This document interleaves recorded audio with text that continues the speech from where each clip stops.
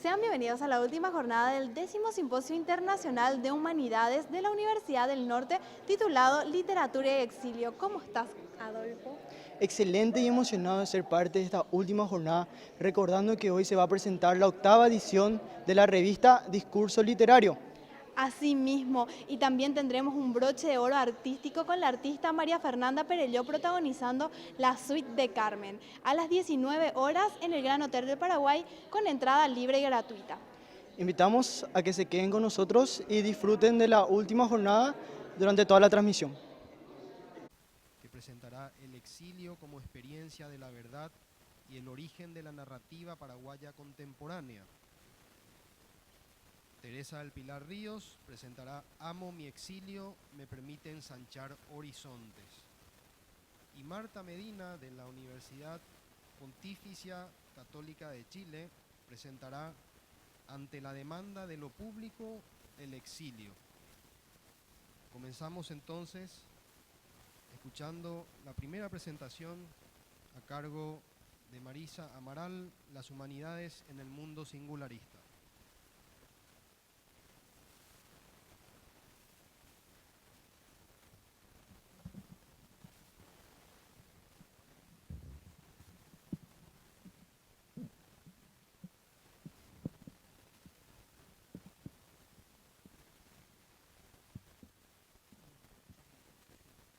Muy buenas tardes a todos y todas. Es un placer para mí estar aquí con ustedes compartiendo en esta tarde. Agradezco a la doctora que me hizo la invitación y por supuesto a la Uninorte también por este espacio para discutir y debatir desde las humanidades. Así que les agradezco. El título de la ponencia que quiero compartir con ustedes es Las humanidades en el mundo singularista. Y la pregunta que me hago es, ¿exiliadas del mundo singularista? Cada vez más la tecnología sigue ganando espacio y protagonismo en la vida cotidiana y académica.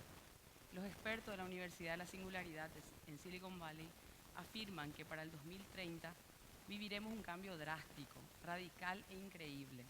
La superación de la inteligencia humana por la inteligencia artificial. Ya no será ciencia ficción, sino realidad.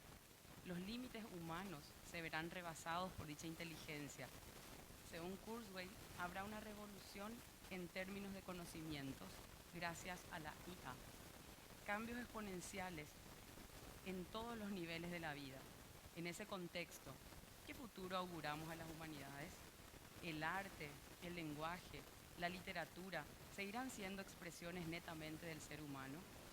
¿Será por ello que algunos países ya se abocan a la tarea de suprimir a las humanidades? En ese sentido, la famosa expresión aristotélica, la más inútil pero la más necesaria, dejará de tener sentido, pasando a formar parte de una arqueología del saber. La singularidad ha llegado. La cuarta revolución industrial nos plantea nuevos desafíos en el ámbito social, político y económico. Quizás no sea exagerado afirmar que han sobrevenido cambios que en la actualidad se encuentran preñados de futuro y que los mismos irremediablemente nos conducirían a puertos muy lejanos y muy distintos a lo acostumbrado. Esto es, la posibilidad de la transformación radical de nuestra condición como especie humana. La singularidad tecnológica está en marcha. Así, el salto evolutivo del género humano parece irreversible.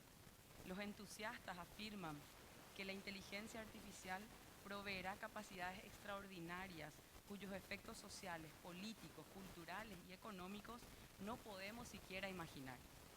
La tecnología invade e invadirá nuestros cuerpos al punto de transformarnos en cuerpos tecnologizados y tecnologías corporeizadas. Los más entusiastas creen que la tecnología dominará los métodos de la biología y así nacerá una era en que se impondrá la inteligencia no biológica de los posthumanos y que ella se expandirá por todo el universo con la fuerza de la libertad del pensamiento sin trabas para su cometido. Los ingenieros de Google vaticinan que el siglo XXI será recordado por la liberación de la humanidad de sus cadenas biológicas. Acto seguido, la inteligencia podrá obrar eficazmente en cuerpos receptores plenamente integrados. Caeremos en la cuenta que hemos sido superados por aquellos poshumanos con habilidades físicas y cognitivas diferenciadas y que además cuentan con la posibilidad de actualizar su cerebro y actualizarlo según necesidad. Estamos ante el advenimiento del primer sistema superinteligente capaz de perfeccionarse a sí mismo, capaz de fabricar otros sistemas más inteligentes que él, los cuales a su vez pueden hacer lo mismo y así sucesivamente en un crecimiento exponencial de la inteligencia alcanzada en cada fase, que terminará por hacer de todo el universo una entidad global inteligente. Varios científicos y personalidades del mundo de la tecnología afirman que la llegada de la singularidad tecnológica a nuestras vidas supondrá un cambio muy amplio en la mentalidad mundial, una variación de la concepción que tiene el ser humano del trabajo y del trato que a partir de ese momento se tendrá que tener con los elementos tecnológicos. No hay una fecha exacta para este momento, pero algunos animan a estimar un periodo de tiempo en que sucederá.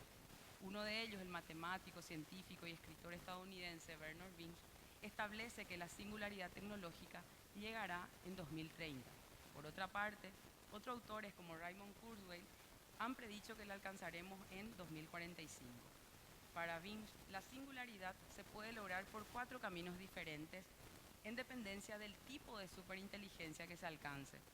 El primero es el desarrollo de un computador que alcance el nivel de inteligencia humana y posteriormente lo supere. Segundo, el desarrollo de redes de computadoras que se comporten como superneuronas de un cerebro distribuido, que despierte como ente inteligente. Tercero, el desarrollo de elementos de interacción con computadoras que permitan a un humano comportarse como un ser superinteligente. Y cuarto, las manipulaciones biológicas que permiten mejorar en algunos seres el nivel humano de inteligencia. Siguiendo a Winch, la singularidad tecnológica se producirá cuando surja una superinteligencia y propone 4 formas de alcanzarla. La superinteligencia artificial es la singularidad de Kurzweil, el poshumanismo. Luego la superinteligencia híbrida, voy a ir haciendo una síntesis, que sería el transhumanismo fuerte, los cyborgs, la interconexión entre humanos y computadoras, la superinteligencia biológica, el transhumanismo débil. Esta cifra sus esperanzas en la ingeniería genética. En general se aspira al humano mejorado desde la bioingeniería. La superinteligencia colectiva, que sería la sostenibilidad tecnológica, el surgimiento de una superinteligencia colectiva donde estén conectados en redes los humanos y las máquinas, siguiendo las ideas de Pierre Levy de una inteligencia colectiva en la que Internet está jugando un papel importante y ya algunos están hablando del surgimiento de un cerebro global. Estas fueron las etapas o los de Silicon Valley que ustedes pueden ver, van diciendo lo que vamos a ir superando y que ya estamos logrando, ¿verdad? Lo que pueden ver en la presentación. Para Raymond Kurzweil, uno de los fundadores de la Universidad de la Singularidad, augura que para el año 2029 la máquina pasará el test de Turing, es decir, mostrará una inteligencia igual a la humana, pero su estimación acerca del advenimiento de la singularidad sitúa a esta más bien en torno al año 2045. En otras palabras, Kurzweil cree que en el plazo de 15 años, a contar desde el 2030, las máquinas se perfeccionarán tanto a sí mismas que todo quedará bajo su control, incluyendo los recursos materiales y energéticos necesarios para mantener su crecimiento, e iniciarán su expansión cósmica. La civilización humana, como la conocemos hoy día, habrá llegado a su fin y comenzará una civilización postbiológica, siendo la clave el auge de la inteligencia artificial. Kurzweil sostiene que será el comienzo de una nueva era de ilimitados horizontes para nuestro desarrollo. Cito: la singularidad nos permitirá trascender las limitaciones de nuestros cerebros y cuerpos biológicos. Aumentaremos el control sobre nuestros destinos, nuestra mortalidad estará en nuestras propias manos, podremos vivir tanto como queramos, que es un poco diferente a decir que viviremos para siempre. Comprenderemos enteramente el pensamiento humano y expandiremos y aumentaremos enormemente su alcance. Como consecuencia, al final de este siglo, la parte no biológica de nuestra inteligencia será billones de veces más poderosa que la débil inteligencia humana producto de la biología. La singularidad constituirá la culminación de la fusión entre nuestra existencia y pensamiento biológico con nuestra tecnología, dando lugar a un mundo que seguirá siendo humano, pero que trascenderá nuestras raíces biológicas. En la post-singularidad no habrá distinción entre humano y máquina, o entre realidad física y virtual. La singularidad, que muchas veces se ha visto representada como un factor determinante en la historia, se puede llegar a convertir en un hecho histórico capaz de crear un cambio de era o de época. Ustedes están viendo, la inteligencia artificial ha llegado para quedarse. En el 2018 ha sido el año cero de las inteligencias artificiales y los siguientes 20 años serán decisivos en su desarrollo, afirman los expertos. Veamos algunos de los casos y ahí podemos seguir con las fotos. Están los vehículos autónomos de Tesla, los taxis autónomos de Google, que desde comienzo del 19 están circulando por Tokio, los autobuses autónomos, los chatbots, y ella es Amelia, una asistente virtual creada por la empresa Ipsoft y que es capaz de gestionar la asistencia al cliente de bancos internacionales tan prestigiosos como el BBVA. También hay un software avanzado que es WeDoctor en China, que están reemplazando a médicos en ciertas zonas rurales donde no llega la medicina o no llegan los médicos especialistas. Luego hay otra propuesta de Microsoft que es IA para la Tierra, que trata de los desafíos medioambientales existentes, tratan de retrasar o superar esos riesgos. Y luego está Sofía, esta ha causado furor, ya que es una humanoide que es capaz de sostener una conversación más o menos autónoma y con cierta interacción y empatía. Fue desarrollada para adaptarse y aprender del comportamiento humano y trabajar con humanos. En el 2017 se convirtió en una ciudadana saudí, siendo así el primer robot con ciudadanía de un país. Luego está Aida, la primera robot artista del mundo. Ella dibuja retratos y hace performance gracias a su cuerpo robótico, cámaras en sus ojos oculares y sus manos biónicas.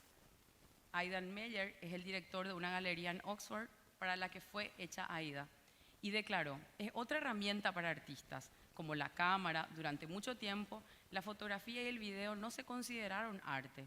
Aida ha presentado su trabajo en la Universidad de Oxford. Su exposición recibió buena crítica, recaudando millones de dólares. Según algunos estudios, dentro de 20 o 30 años, la automatización del trabajo hará que desaparezcan más de 75 millones de empleos, pero se crearán 130 millones de nuevos empleos. Sin embargo, según la OCDE, en 2020 habrá 750.000 puestos de trabajo de especialistas en TIC que no se van a poder cubrir por la falta de personal cualificado. Existen posturas enfrentadas sobre la singularidad tecnológica y sus promesas de bienestar global. Los más críticos son Luc Ferry, Jaron Lanier, Evgeny Morozov, Andrew King, Sherry Turkle, Nicholas Carr, Eric Sadin, entre otros. Los más escépticos aseguran que jamás una máquina podrá reemplazar o ser superiores a los humanos, porque son creados por estos últimos. Pero un suceso que no debe pasar desapercibido sucedió en 2017, cuando los ingenieros del Departamento de Desarrollo de Inteligencia Artificial de Facebook tuvieron que desconectar 2 máquinas urgentemente al comprobar que habían perdido el control sobre ellas. Ambas estaban siendo estudiadas para analizar cómo se comportaban a la hora de relacionarse entre sí. Lo cierto es que en pocas horas habían sido capaces de crear un lenguaje nuevo con el que se comunicaban entre sí, además de haber desarrollado un sistema que impedía que pudiesen ser desconectadas. Esta noticia saltó a los medios de comunicación, generando gran preocupación entre los científicos al poner de manifiesto que aún queda mucho por avanzar en esta tecnología. Los más optimistas que están a favor de las IA afirman que los países deben invertir en las inteligencias artificiales para un mayor crecimiento económico. el presidente del Banco Interamericano de Desarrollo, BID, Luis Alberto Moreno, sostuvo que si los gobiernos latinoamericanos invirtieran más en inteligencia artificial, el Producto Interno Bruto de la región podría aumentar en casi 1 punto. Para el presidente del BID, si la región quiere participar en la economía del futuro, debe fijarse objetivos claros, entre los cuales señaló que las universidades tienen que convertirse en plataformas de transferencia tecnológica. En este contexto, ¿tienen las humanidades futuro? ¿Hay lugar para el estudio de la literatura, el arte, el lenguaje y la filosofía en un mundo cada vez más dominado por una lógica tecnológica y tecnificada? ¿Qué propósito pueden cumplir estas disciplinas frente a las tecnologías que parecen estar volviendo rápidamente obsoleta la que fuese la función quizás más característica del hombre, al menos desde el Renacimiento europeo, la función del trabajo productivo y creativo? Quizás la noción de humanidad como una forma de vida que se privilegia en la medida en que cumple su destino por medio de la actividad productiva, creadora, tenga que ser revisada y replanteada. Desde el Renacimiento italiano, la noción de humano, que está en la base de las humanidades, ha sido entendida en gran medida como designación de un modo de ser considerado como autoproducción. Por lo menos en el periodo moderno, ser humano llegó a ser sinónimo de la capacidad y la potencialidad de la autorrealización, y el trabajo productivo fue visto como una manifestación de dicha posibilidad más definitoria. En pocas palabras, lo humano y las humanidades fueron conceptos definidos en términos de una capacidad de autodeterminación. Sin embargo, ante estos avances tecnológicos y el advenimiento de la singularidad tecnológica, volvemos a la pregunta inicial: ¿cuál es el futuro de las humanidades? ¿Debemos replantear el concepto de persona como único ser capaz de razonar? ¿Cómo competir con las inteligencias artificiales? ¿Podrán las inteligencias artificiales superar la creación humana en las expresiones artísticas tan propias de los humanos? ¿Quién es realmente Aida? La puedes ver físicamente, pero ¿es una persona? ¿Un avatar? ¿Es real? ¿Es algo ficticio? ¿Es una artista en sí misma? ¿Una obra de arte? ¿Es un alter ego de otro intérprete?, cuestiona Meyer. Estas interrogantes son fundamentales plantearnos hoy, antes de que la singularidad cambie definitivamente las relaciones entre las inteligencias artificiales y los humanos. Debemos abrir el debate y plantear de frente los desafíos que la singularidad nos proyecta en las distintas áreas del conocimiento y en el ámbito sociopolítico. Solamente los humanos podemos dar respuesta a estas preguntas. Tendremos que replantear el sistema educativo para preparar a los niños y jóvenes a este futuro no tan lejano. Se deberán potenciar las habilidades necesarias para este siglo XXI. Muchas de las tareas que hoy emplea el ser humano serán reemplazadas por las máquinas. El ritmo de crecimiento de las inteligencias artificiales están superando todas las expectativas iniciales.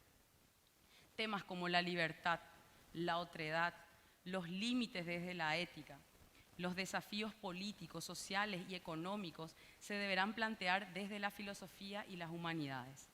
Según el filósofo Marcus Gabriel, el más joven de Alemania, que encabeza con Mauricio Ferraris la nueva corriente filosófica denominada Nuevo Realismo, nos advierte de una falsa lógica impuesta por los singularistas de Silicon Valley. Afirman que es un monopolio económico y una filosofía débil, impuesta desde un grupo de élite. Cito: la cibernética americana es una lógica primitiva, binaria, es una simplificación de la lógica de Hegel. Esta ha sido la más compleja de toda la humanidad, la ciencia de la lógica. Después tenemos a Russell, quien simplifica de una manera brutal los resultados de Hegel y vende esto como la gran innovación. Turing, el padre de las computadoras, emplea esta lógica simplificada en un contexto de una guerra, en la Segunda Guerra Mundial, siendo esta el origen de la constelación que tenemos hoy día. Consiste en una falsificación de esta lógica pero emplea la lógica.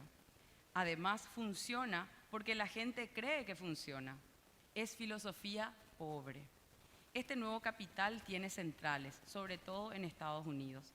Ellos están dominando los demás países y sistemas sociales, entonces este capital es menos distribuido, aunque siempre haya ricos en algunos países, pero el monopolio está en San Francisco. La crisis de la representación es eso. En una época del saber, de la ciencia, hay gente que emplea el saber para que la mayoría no conozca, y eso es una paradoja.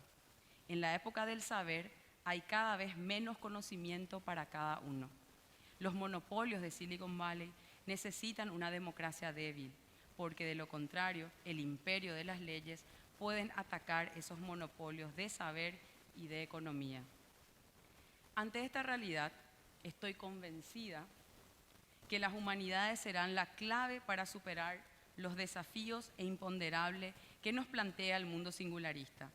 Muy por el contrario de algunos gobernantes que están recortando los presupuestos de las facultades de humanidades por su falta de aporte, entre comillas, a la economía de un país. Se necesitará desarrollar con más ahínco las aptitudes y habilidades propias de los humanos, transformar el sistema educativo que educa enfatizando solamente la repetición de datos, hacer tareas específicas y especializadas, calcular y retener datos, rasgos propios de una máquina. Sin embargo, las inteligencias artificiales jamás podrán competir con nosotros en la capacidad de improvisar, resolver problemas no predecibles, gestionar la incertidumbre, comprender las emociones, crear ideas nuevas, complementarnos con otros seres humanos, la capacidad colaborativa, el pensamiento crítico y unir las áreas del conocimiento para nuestro beneficio, como por ejemplo la bioética o la ciberantropología. Debemos entrenarnos a usar el cerebro en aquello propio de lo humano.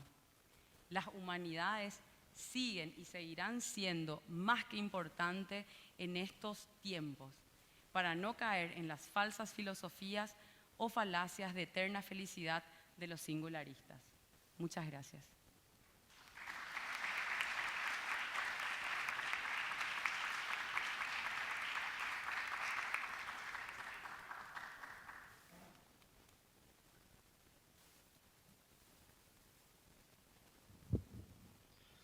A continuación escucharemos a Jorge Manuel Benítez Martínez sobre el exilio como experiencia de la verdad y el origen de la narrativa paraguaya contemporánea.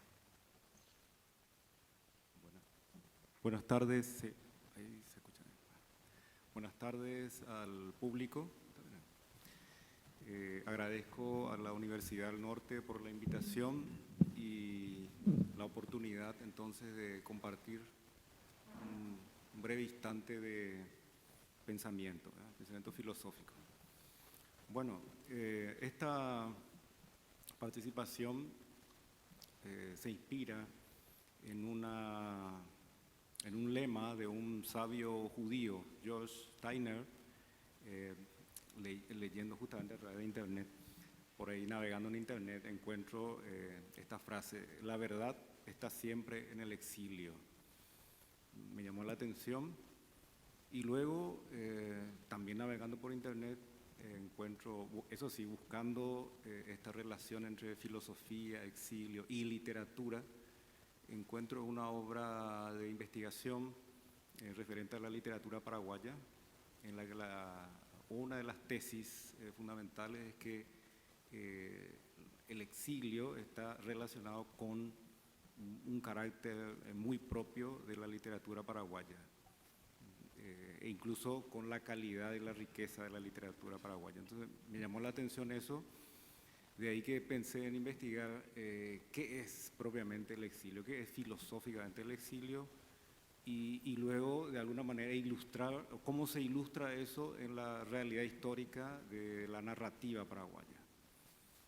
En eso consiste un poco para tener en cuenta el cuerpo de la presentación. Bueno, empezaría con la consideración del exilio, entonces, como una experiencia. En principio, el exilio lo entendemos como un hecho histórico, político. Todos, cuando hablamos de exilio, pensamos en realidad histórica políticas, dictaduras, destierros, Paraguay, Latinoamérica, España. En realidad el exilio y el destierro son unas entidades políticas que ya existen quizás desde que el hombre es hombre, o por lo menos desde que se organiza políticamente. Y la relación entre filosofía y exilio también ya viene de hace mucho, no es una cuestión del siglo XX. Tenemos ejemplos históricos ya entre los filósofos griegos. Aristóteles fue exiliado cuando los griegos retoman el poder luego de la caída del imperio de Alejandro. Platón mismo, de algún modo, fue a Siracusa y de ahí es exiliado cuando fracasa su proyecto político. También tenemos a los sofistas, Protágoras, el asesor político de Pericles. En su momento, cuando fracasa el gobierno, tiene que ser desterrado a las afueras de Grecia, de la Hélade. Bueno, entonces, pero el pensar al exilio como una categoría filosófica, cosa que no lo hicieron ni Anaxágoras ni Aristóteles, más bien pensaban al exilio como algo accidental y que había que seguir pensando independientemente del exilio, corresponde a una pensadora del siglo XX que sufre efectivamente el exilio, llevada al exilio a categoría filosófica. Entonces, me interesó una autora que la conocía por referencias históricas, pero entonces esto me llevó a investigar un poco acerca de qué significa para ella el exilio. Bueno, esta filósofa española que sufrió el exilio con el advenimiento, la caída de la Tercera República Española y la instauración del régimen de Franco, ella considera el exilio como una dimensión esencial de la vida humana. Esto me llamó de sobremanera la atención, claro, porque el exilio parece ser algo accidental, que no ocurre siempre, no es lo normal, pero ella dice que es una dimensión esencial de la vida humana. ¿Cómo podemos entender esto? Bueno, esto es así porque ella toma el exilio no como algo accidental, no hace una filosofía en el exilio, sino que llega a ser una filosofía del exilio. El exilio es su objeto de reflexión. Claro, el exilio no es algo externo, el exilio es algo que pertenece a su ser vivido inmediatamente. Entonces, ella piensa el exilio no tanto entonces como un nefasto hecho histórico, contingente, sino más bien como un aspecto irrenunciable de la condición humana. Esto no significa que todo hombre, por el hecho de serlo, sea ya un exiliado, sino que el exilio es una posibilidad siempre latente en todos nosotros. En ese sentido sería un universal posible. ¿Por qué? Porque la realización del ser de cada hombre, y aquí relacionaríamos con la crítica de las máquinas y por ahí podríamos tener alguna respuesta, es un proceso histórico ligado irremediablemente a un lugar, a aquel donde echamos la red de vínculos en la que se teje originariamente nuestra identidad y por ello donde nos sentimos en casa. Nuestro ser, entonces, es un ser en un lugar, se hace en un lugar. Pero ¿qué ocurre? A veces de este lugar nos alejamos, pero no de una manera voluntaria, sino involuntaria. Y esto consiste desde fuera del exilio. Entonces, el exilio, como categoría existencial, es la situación de aquellos que han perdido lo propio, que por inevitables circunstancias han sido desposeídos y condenados a errar sin tener un lugar donde actuar y ser alguien. Es la pérdida del lugar inicial y más aún es la pérdida definitiva de la patria, esto es, del sentirse en casa. Entonces, el exilio, como toda experiencia, es exilio de alguien, en el sentido no de alguien desde fuera, sino que pertenece a ese alguien. Entonces, la realidad fenoménicamente hablando del exilio no es la institución del exilio, lo que nos cuentan las historias, ¿verdad?, sino el exiliado mismo. El exiliado es un ser que está fuera del lugar, que ya no puede seguir siendo lo que era como lo estaba haciendo, de la misma manera, y está obligado a asumir como un trabajo forzado el rehacerse de otra manera. En esta situación, a menudo, la vida del exiliado se detiene y no alcanza ya expresión.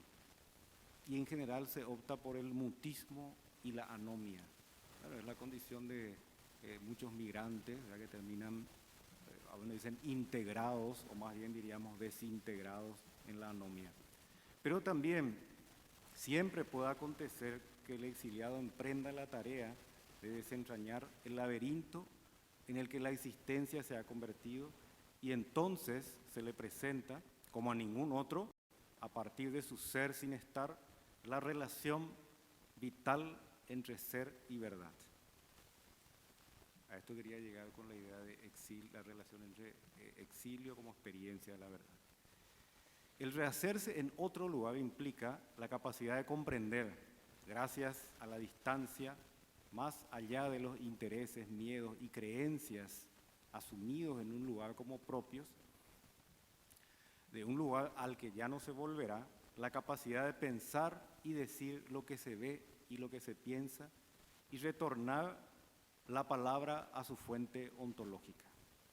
Así el exiliado es propiamente tal, no solo a partir del momento en que no puede volver al país del que tuvo que salir, sino precisamente a partir del momento en que se reconoce él mismo como portador de una verdad reprimida, poniendo al individuo en condiciones de ver aquello que los que permanecen en su lugar de origen no pueden hacerlo. Es por ello que en el exilio, dice Zambrano, cito, se ven cosas que el que mora en su lugar propio no puede ver. Cierro citas. Cuando esto ocurre, la vida y la palabra del exiliado se convierten en una acción mediadora que dona verdad a los que tienen patria e historia, a los que se saben en su lugar, pero que tal vez sospechen que más allá de los confines de lo propio, abro comillas, hay una música no oída, un aliento de otro mundo del que los exiliados de todas clases traen noticias. Ahora bien, esto es María Zambrano. Mi pregunta a partir de ahí, yo no sigo el desarrollo de Zambrano, es una poética de la verdad que creo que va en una dirección de recuperar una dimensión en el fondo religiosa del ser humano o de la humanidad. Dejando de lado eso, que lo va a explicar quizás mejor la profesora Teresa, yo me pregunto, ¿de qué clase es esta verdad reprimida y que surge en la experiencia del exilio? La reflexión sobre la verdad esta sí que es la reflexión inherente al pensar filosófico. Ya sea que hablemos de que haya o no haya verdad, el problema de la verdad es el problema de la filosofía.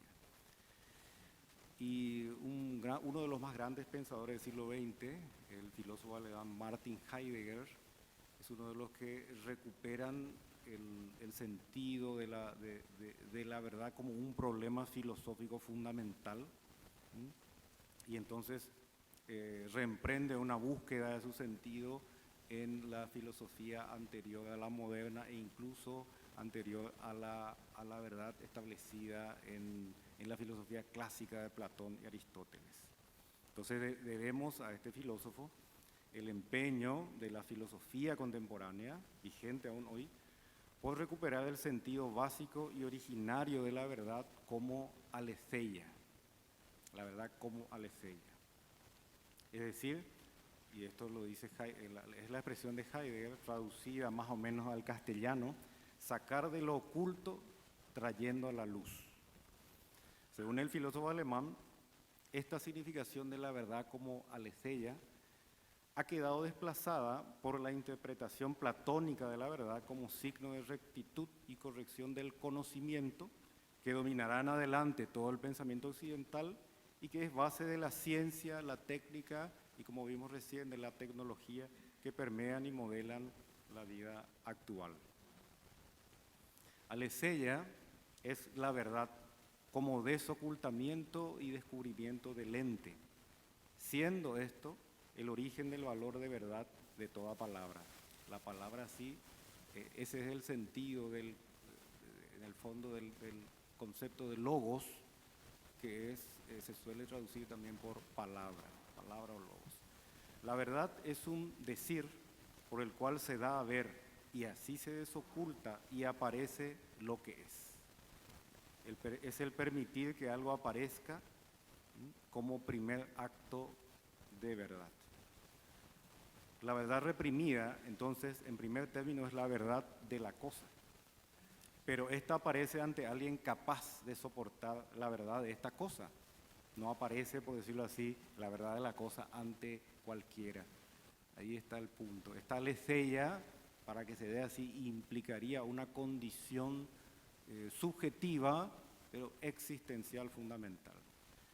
Esta verdad como aletheia, que hay que soportar, implica un sujeto especialmente comprometido con este aparecer, con este ver el ente así como se presenta, al ver y al pensar.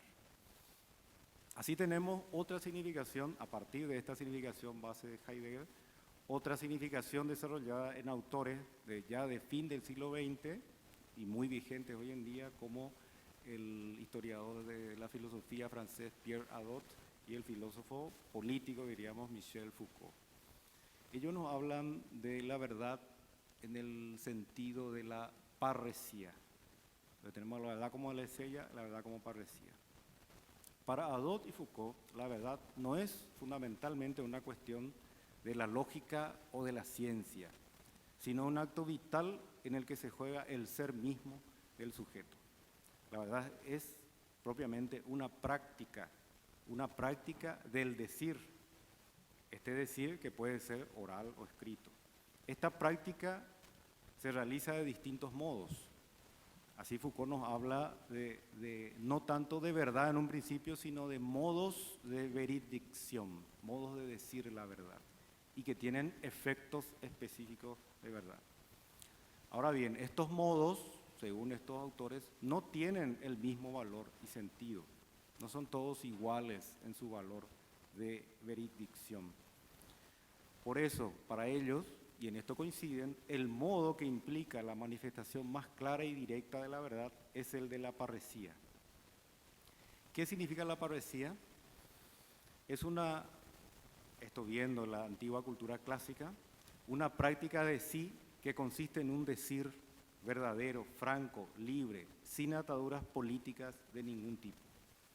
En el concepto de parresía se nos revela entonces el nexo esencial entre ética y política, entre el cuidado de sí y el cuidado de los otros, entre la decisión individual y su compromiso con el mundo social. La parresía es lo contrario, como modo de veridicción, de otros modos muy comunes en el ámbito del decir social y político, como la adulación y la retórica. La adulación consiste en un discurso de alabanza en vista de acomodarse con el poder, con la ideología dominante, para sacar algún beneficio. La parresía sería así el adversario moral de la adulación.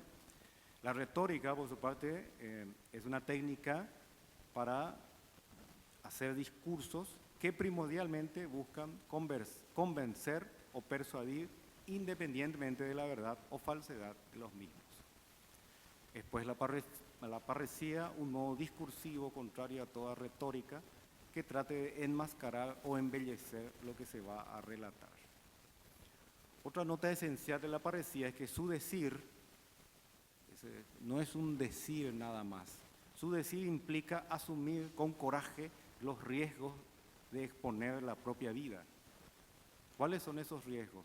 Desde la pérdida de estima de familiares, amigos, socios, hasta el peligro de muerte y, por supuesto, el exilio. En conclusión, a partir de esto, mi tesis, lo que veo es que el exilio es una condición que hace posible en determinados sujetos la verdad como aletheia y parresía, esto es, como el coraje de desvelar lo oculto, que acontece en la relación entre experiencia vivida y literatura, entre silencio y palabra. Finalmente, vemos la relación entre experiencia, exilio y verdad, hay una conexión esencial, y solamente comentaría brevemente a partir de un texto de Teresa Méndez Fay, una investigadora de la historia de la literatura paraguaya, una tesis que lanza en su obra Literatura y Exilio, justamente me parece que se llama el texto. Bueno, la autora aquí nos habla de que la narrativa contemporánea paraguaya tiene su origen prácticamente en la literatura en el exilio, la literatura de exiliados. Esto tendría una explicación histórica. A partir de la guerra, específicamente, muy concretamente, a partir de la guerra civil del 47, empiezan una serie de regímenes políticos en los que se vive específicamente en el ámbito de la expresión pública bajo unas condiciones de represión y censura. Por supuesto, esto llevó, digamos, nos dice la autora, a un empobrecimiento tanto cuantitativo como cualitativo de la expresión literaria paraguaya. Esto por un lado. Por otro lado también, la misma historia del Paraguay, las guerras sufridas, el expolio sufrido a partir de la guerra de la Triple Alianza, luego la guerra del Chaco. Entonces, desde el punto de vista de los intelectuales que buscan de alguna manera recuperar un sentido de identidad positivo para la cultura paraguaya, entonces se empeñan en una construcción del paraguayo, de su historia, que termina convirtiéndose, nos dice Teresa Méndez Fay, en una historia mitificante de la realidad paraguaya, con buenas intenciones. Entonces, nos dice, ¿verdad?, que el intelectual quiere generar una idea, una idea de nación basada en la reinterpretación de hechos y derrotas pasados y revalorización de héroes nacionales a lo largo de coordenadas idealizantes. La realidad paraguaya entonces es mitificada en la literatura, en general en la literatura historiográfica, que es dominante a fines del siglo XIX y en las primeras décadas del XX, por razones de patriotismo. Desgraciadamente, nos dice la autora, esta idealización de lo nacional desemboca en una falsificación de la historia, que luego, al incorporarse a la literatura, acarreará todas las consecuencias negativas que se derivan de esto, como cerrar el paso a la crítica e incluso a la creación en sí. En este contexto, no sería sorprendente entonces que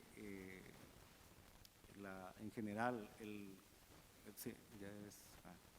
la crítica especializada considera que el origen de la narrativa paraguaya contemporánea se encuentra en 3 escritores extranjeros, que vivían en el Paraguay, pero que son extranjeros. Entre ellos, todos conocen al español Rafael Barret, y a eso se le suman Martín Goicoechea y José Rodríguez Alcalá, argentinos. Bueno, y aquí quería cerrar, entonces dejo luego, si por ahí se pueden distribuir los textos para la gente si les interesa desarrollar un poquito más. Igual el desarrollo de todo esto más específico de la literatura del exilio está en esta obra de Teresa Méndez Fay, muchos más datos. Bueno, entonces mi tesis es que la narrativa paraguaya, en su origen, la contemporánea, que se despega a partir de mediados del siglo XX, no obedece el que hayan sido extranjeros y exiliados.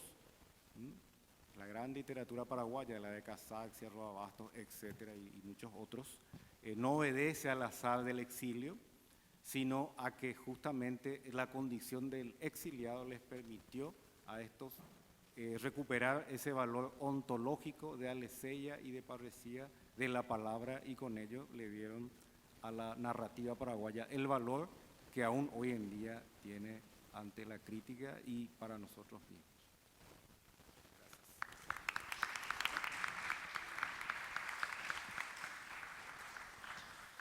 A continuación escucharemos la ponencia Amo mi exilio, me permite ensanchar horizontes, a cargo de Teresa del Pilar Ríos.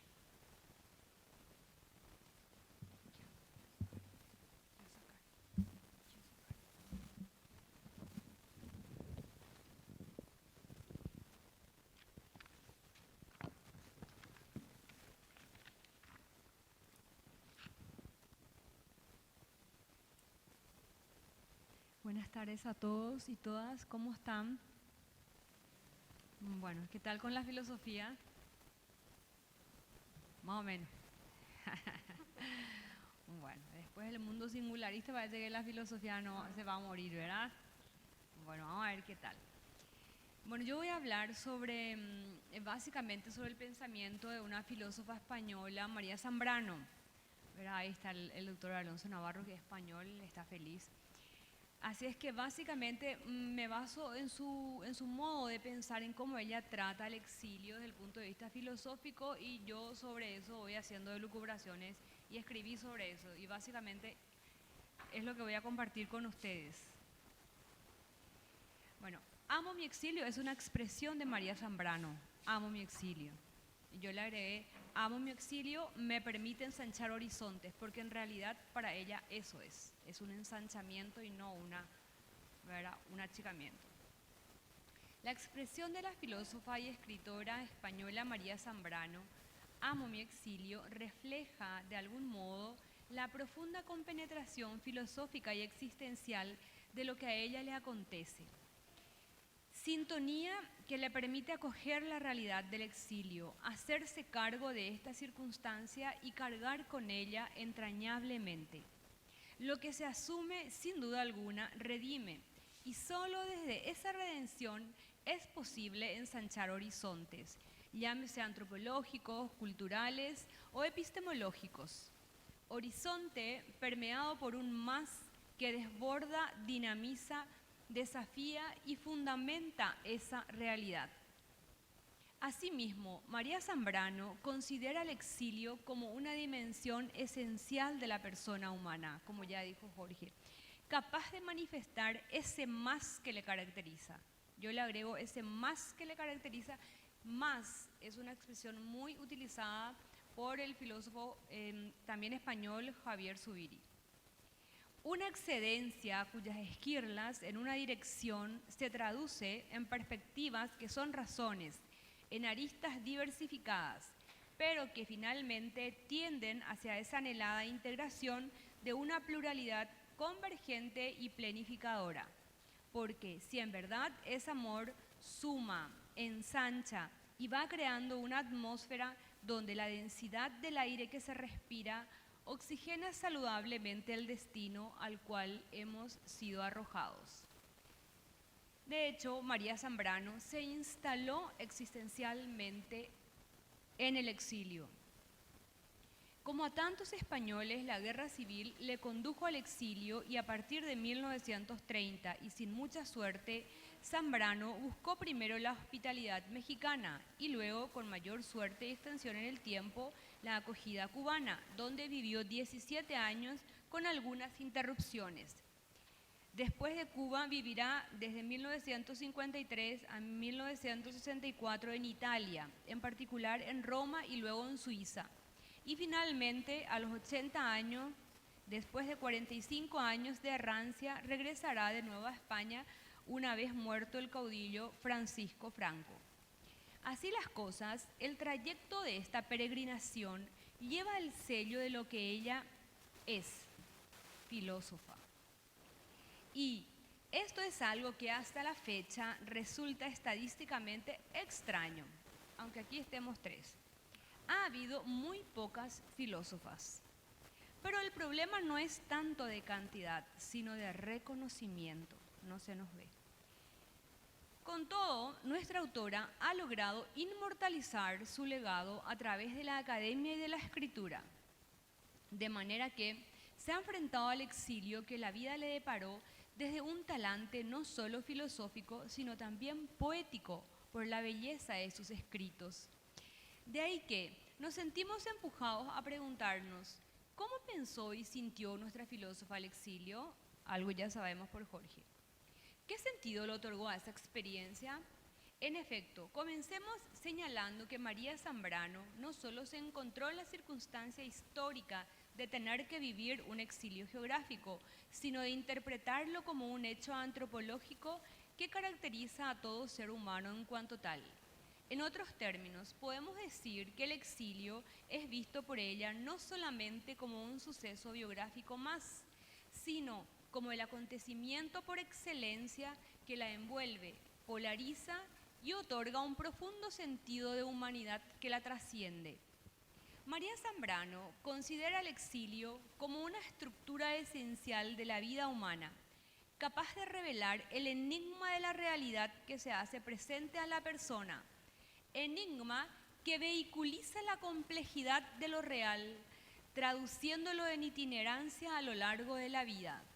Por tanto, en este sentido, podemos decir que la realidad humana es la conjunción amorosa entre la circunstancia histórica y la esencia trascendente que le caracteriza.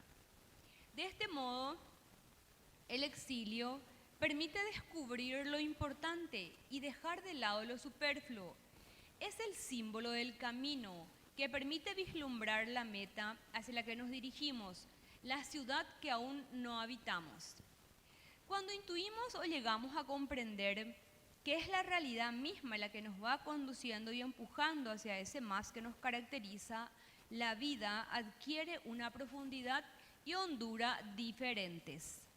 Desafiar la zona de confort implica muchas veces tener que desprenderse y acoger el desarraigo que la vida nos impone. Es en este despojo de sí que, paradójicamente, la persona va encontrándose consigo misma. Despojo que lo arropa, lo cubre, lo libera de posibles cantos de sirena que intentan anular el sentido auditivo camino hacia ese más. En palabras de nuestra autora, el exiliado ha de irse despojando de sinrazones y hasta de razones, de voluntad y proyectos, ir despojándose cada vez más de todo eso para quedarse desnudo y desencarnado y tan solo y hundido en sí mismo y al par a la intemperie, como uno que está naciendo y muriendo al mismo tiempo mientras sigue la vida. La vida que le dejaron sin que él tuviera culpa de ello, toda la vida y el mundo, pero sin lugar en él, habiendo de vivir sin poder acabar de estar, cosa tan necesaria. Termina la cita. Como vemos, María Zambrano se situó existencialmente en el exilio y eso la condujo a acoger el suyo, su exilio, a tal punto que le llevó a exclamar: amo mi exilio. La atracción hacia el exilio, el sentimiento de no ser de este mundo, se impone notablemente en ella. Por supuesto, solo desde este amor que asume desde dentro lo que le acontece, es posible ampliar el horizonte de lo que podría llegar a ser. Y así, México, Cuba, Puerto Rico, Francia e Italia son lugares que le han llevado a acrecentar no solo su perspectiva geográfica, sino que en ellos la perspectiva de una filósofa que poetiza. Impregnó su rúbrica para siempre, sello que hasta hoy sigue dando mucho que hablar y mucho que pensar. Pero, ¿de qué sello estamos hablando? Veamos. Nos referimos al exilio como sello o como estructura fundamental que caracteriza a la persona humana. Es justamente este carácter humano lo que propicia diferentes modos de conocimientos, algunos de ellos denominados filosóficos y otros poéticos. Así las cosas, la fidelidad a la realidad, sin duda alguna, lleva consigo la integración en contra de la acostumbrada fragmentación a la que están habituadas nuestras así llamadas academias. Podemos decir, entonces, que María Zambrano se ubica en dirección opuesta a este reduccionismo que pretende situarse a partir de miradas dicotómicas que escinden la realidad. De ahí que, más allá de los estrechos márgenes de una razón polarizada, ella busca abordar la complejidad de las cosas a través de un enfoque donde la filosofía y la poesía converjan en comunión de amor y se abracen y se besen. Para nuestra filósofa, que piensa y escribe bellamente, ambas convergencias son necesarias. El ser humano es una unidad y precisa nombrar la complejidad de la realidad en matrices amplias y flexibles. Por tanto, esto significa que ambas formas de la palabra se disputan hegemonías en nuestros planteamientos programáticos. ¿Por qué las ciencias y la filosofía no podrían decirse de manera bella? Falacias pseudocientíficas que exigen un lenguaje descriptivo, frío y literal esconden filosofías sesgadas según las cuales solo es científico lo que pueda verterse conforme a estas formalidades. Para nuestra filopoetisa, palabra que la acabo de acuñar y además me encanta, no sé qué dirán los filólogos que están acá. Para nuestra filopoetisa, ensanchar la razón significa, como lo diría Javier Zubiri, sentir intelectivamente e inteligir sentientemente.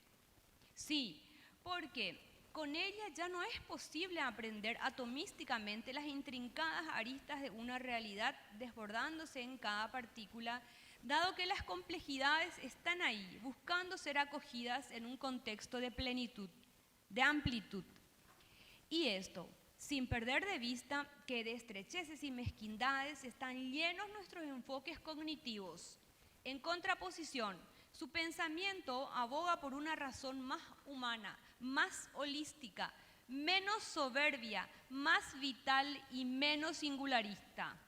Solamente desde esta perspectiva sería posible dejar aflorar el pensamiento estético y humanizante que se esconde en toda persona.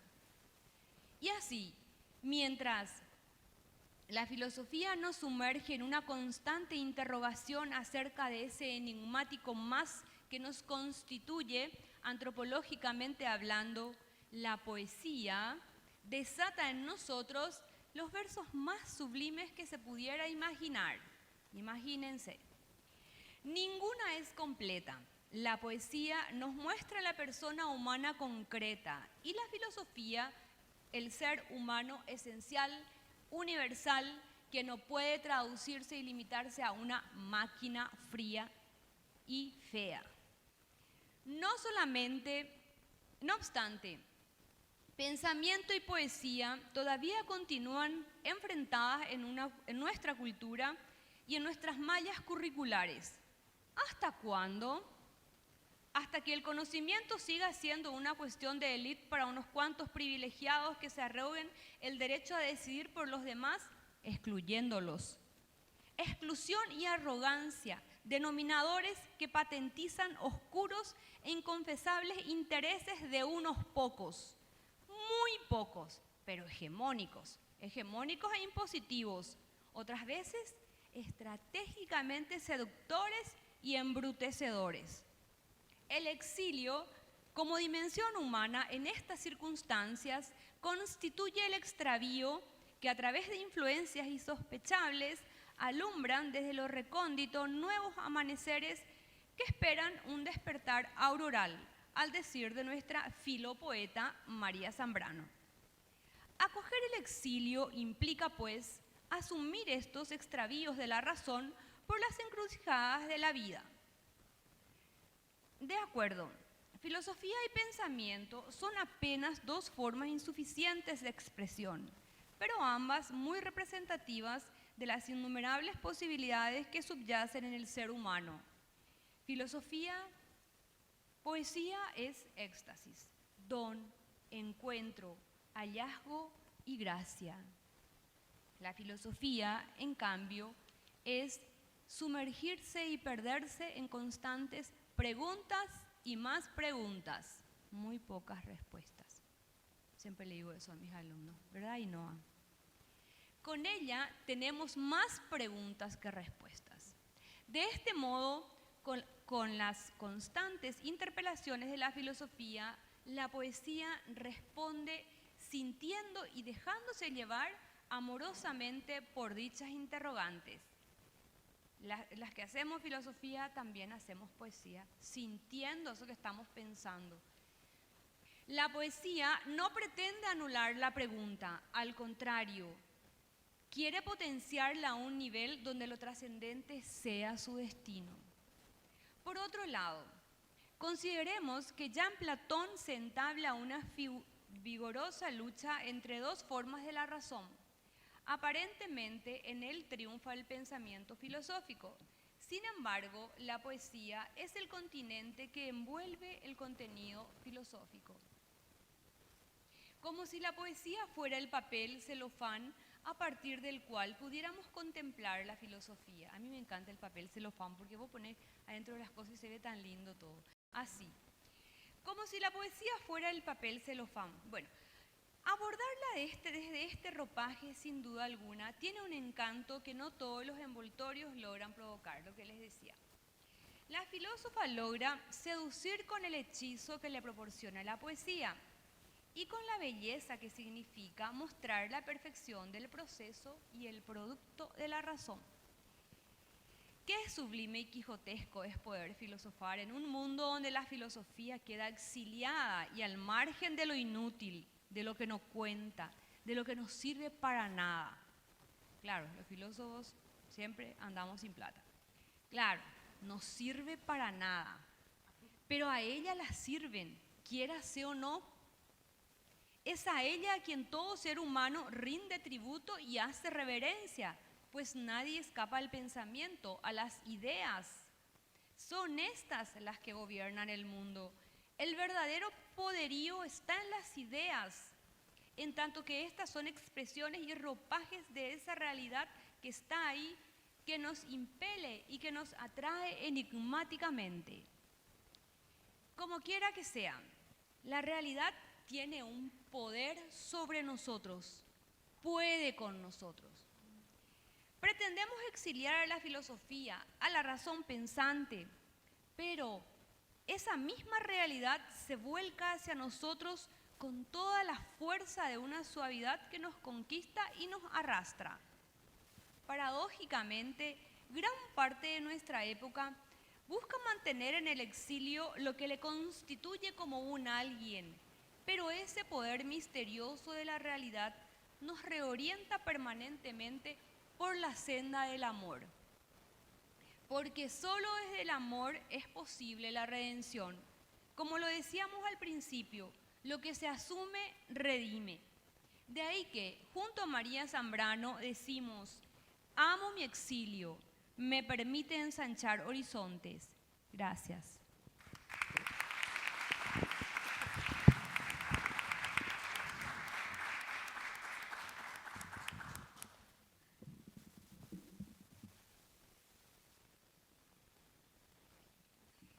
A continuación escucharemos la ponencia denominada Ante la demanda de lo público, el exilio, a cargo de Marta Medina de la Pontificia Universidad Católica de Chile. Gracias. Buenas tardes, ¿me escuchan bien? Vale. Ok. Bueno, mi ponencia, como acaban de decir, vamos a hablar ante la demanda de lo público, el exilio. Quiero hacer una aclaración inicial. La palabra público, que nos va a generar un poco de discusión, en este caso acoge la definición de Kierkegaard de masa, ¿no? Multitud, o la definición de Heidegger del uno, el uno heideggeriano, ¿no? Un poco la inautenticidad. Y para abrir la ponencia, les comento que vamos a trabajar un texto de Kierkegaard que se llamó La época presente, un texto de un filósofo contemporáneo que se llama Byung-Chul Han, coreano, y un texto que espero conozcan, o también la película que es Narnia, ¿no? de C.S. Lewis. Y por ahí va a ir esto, espero que no se aburran mucho. Bueno, nuestra cultura se encuentra hoy atravesada por una exigencia desbordante, la transparencia. Queremos que todo se nos muestre sin reparos ni trabas. Queremos igualmente mostrarnos a todos, verlo todo y dejar ver todo por todos y en todos los momentos. Exigimos verlo todo. Incluso estamos dispuestos a pagar el valor más grande, nuestra intimidad, con tal de poder verlo todo. Sin embargo, la pregunta que surge es si humanamente es posible verlo todo y si somos capaces de soportar tanta transparencia. Y en medio de esta exigencia desmesurada, se esfuma lo más simple, aquello que realmente nos constituye. Por esta razón, el filósofo coreano Byung-Chul Han ha señalado que la sociedad de la negatividad cede el paso a una sociedad en la cual dicha negatividad se desmonta cada vez más en favor de la positividad, una positividad que es realmente la desmesura de la transparencia. En este escenario vemos que, comillas, las cosas se hacen transparentes cuando abandonan cualquier negatividad, cuando se alisan y allanan, insertándose sin resistencia en el torrente liso del capital, la comunicación y la información, cierro comillas. Aquí todo debe ser comunicado e informado, pues de lo contrario no existe. La comunicación de todo, por todos, para todos y en todos los momentos es el medio por excelencia de la ibris de la transparencia, es decir, la negación de la intimidad y de la diferencia.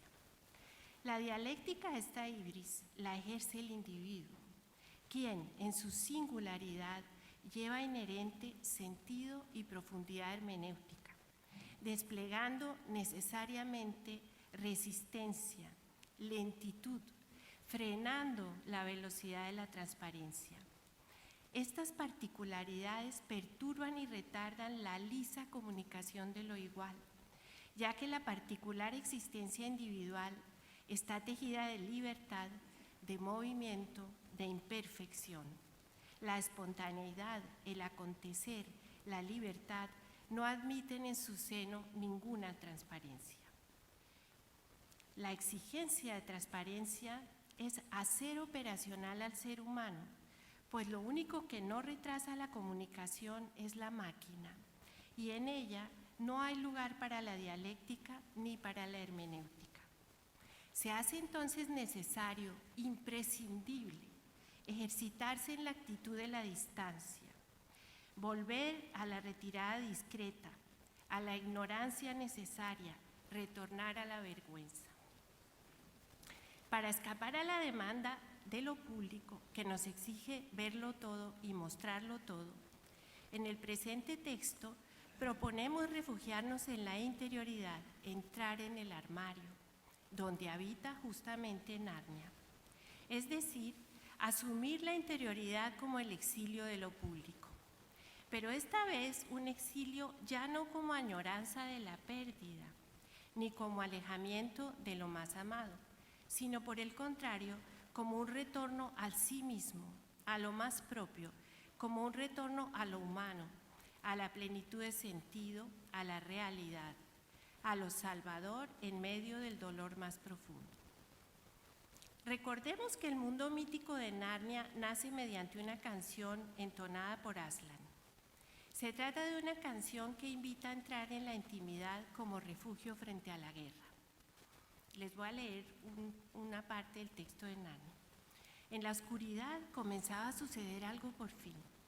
Una voz había comenzado a cantar.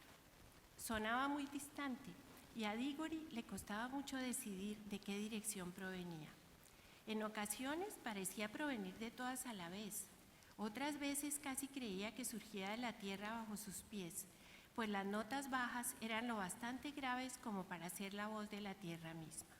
No había palabras, apenas si existía una melodía. Sin embargo, se trataba, sin comparación posible, del sonido más hermoso que había oído jamás. Resultaba tan hermoso que apenas podía soportarlo. En ese momento ocurrieron dos prodigios al mismo tiempo. Uno fue que a la voz se le unieron de repente otras voces, tantas que era imposible contarlas. Estaban en armonía con ella, pero situadas en un punto mucho más alto de la escala. Voces frías, tintineantes y brillantes. El segundo prodigio fue que la oscuridad sobre sus cabezas se llenó de improviso de fulgurantes estrellas. Estas no surgieron suavemente de una en una como sucede en una tarde de verano, sino que de una total oscuridad se pasó a miles y miles de puntos de luz que se materializaron todos a la vez. Estrellas individuales, constelaciones y planetas más brillantes y grandes que los de nuestro mundo. No había nubes. Las nuevas estrellas y las nuevas voces nacieron justo al mismo tiempo, y si las hubieses visto y escuchado como lo hizo Diggory, te habrías sentido muy seguro de que eran las mismas estrellas las que cantaban y de que fue la primera voz, la voz profunda, la que las había hecho aparecer y cantar. En el proceso de dicha creación encontramos una naturaleza con cualidades de inocencia, sabiduría, amor y alegría. Infortunadamente para este mundo en creación, la luz se ve rasgada por la presencia del hijo de Adán, quien trae con él la maldad de la bruja. Hijo de Adán, siguió el león, hay una bruja malvada paseando por mi nuevo país de Narnia. Di a estas buenas bestias cómo llegó aquí, y añadió, ya veis, amigos míos, que antes de que el mundo nuevo y puro que os entregué haya cumplido 7 horas de vida, una fuerza del mal ha penetrado ya en él, despertada y traída aquí por este hijo de Adán. De manera generosa, Aslan le propone al niño hijo de Adán reparar el mal que ha causado mediante un viaje que tendrá por objeto la consecución de una manzana mágica, semilla de la que brotará el árbol cuya función será la de proteger y cuidar el mundo recién nacido de Narnia. Mundo surgido en la intimidad y que solo podrá ser recuperado gracias al exilio en el poder liberador del mito del árbol. No olvidemos que el armario en el que se refugian los niños es de madera. La cosa sucedió así. El árbol que surgió del corazón de la manzana que Diggory plantó en el jardín trasero vivió y creció hasta convertirse en un árbol espléndido.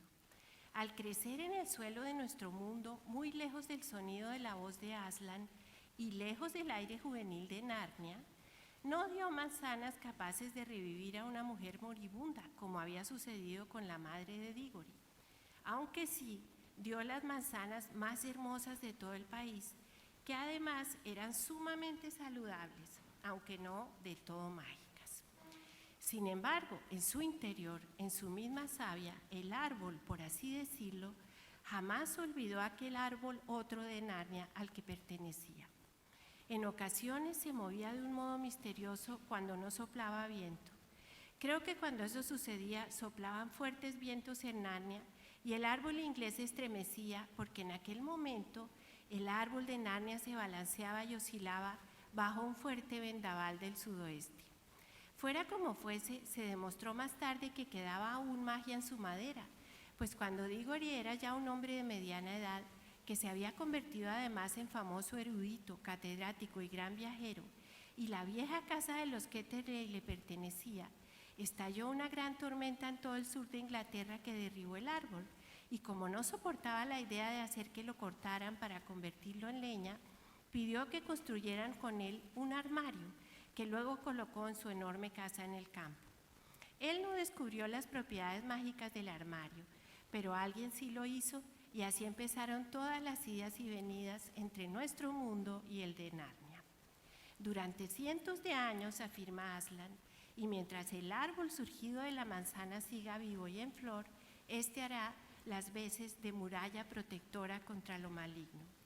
Hijo de Adán, dijo Aslan, has sembrado bien. Y vosotros, narnianos, que sea vuestra primera preocupación custodiar este árbol, ya que es vuestra protección. La bruja de quien os hablé ha huido al norte del mundo. Vivirá allí a través de los tiempos y su oscura magia será cada vez más poderosa. Sin embargo, mientras este árbol florezca, jamás vendrá a Narnia. No se atreverá a acercarse a menos de 200 kilómetros del árbol, pues su aroma, que es fuente de alegría, vida y salud para vosotros, es muerte, horror y desesperación para ella. Este regreso a lo protector es una forma de resistir ante la exigencia de la transparencia de lo público. Ante la demanda de transparencia como totalidad, podemos afirmar en palabras de Han, sin duda el alma humana necesita esferas en las que pueda estar en sí misma sin la mirada del otro. Lleva inherente una impermeabilidad. Una iluminación total la quemaría. La intimidad es refugio frente a la iluminación desmedida de lo público y su transparencia.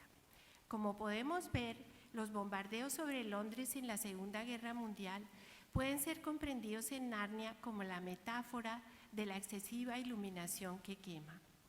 Había una vez 4 niños que se llamaban Peter, Susan, Edmund y Lucy, y esta historia cuenta algo que les sucedió cuando los enviaron lejos de Londres durante la guerra debido a los ataques aéreos. Los llevaron a la casa de un anciano profesor que vivía en el centro del país, a más de 15 kilómetros de la estación de ferrocarril más cercana. El paso al mundo mítico, que se encuentra oculto en el armario, simboliza el paso a la interioridad, donde todos somos héroes de nosotros mismos.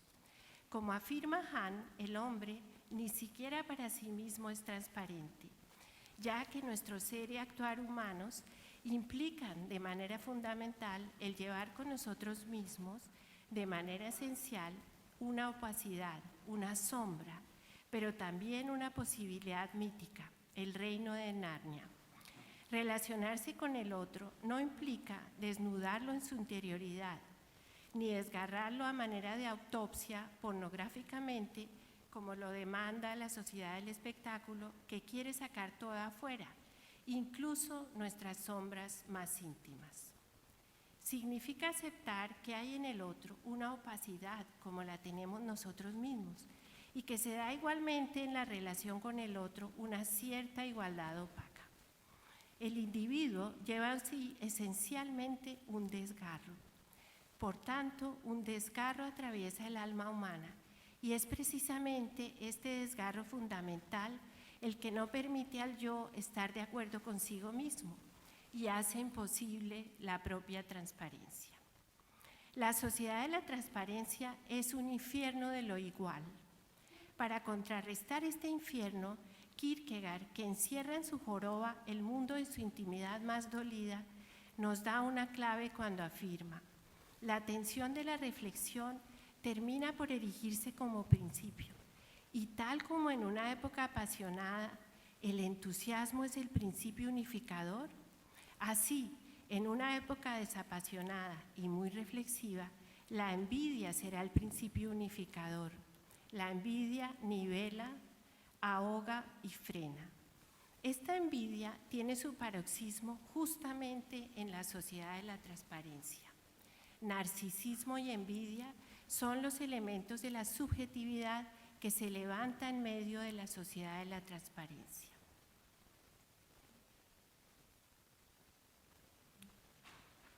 Para Kierkegaard, la época presente se ha hundido en un exceso de reflexión que impide el momento de la decisión apasionada. La reflexión demanda que todo pueda ser evaluado y demostrado según el modo de proceder de la razón. Aquí no hay lugar para el secreto y la intimidad.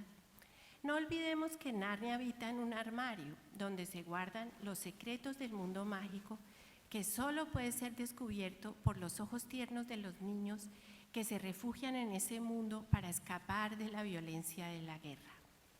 En el mundo mítico de Narnia, una vez que la bruja blanca logra instaurar el invierno eterno, hemos dado el paso a la inacción, ya no decidimos, pues nos hemos congelado, ya no se da la praxis del individuo en la decisión.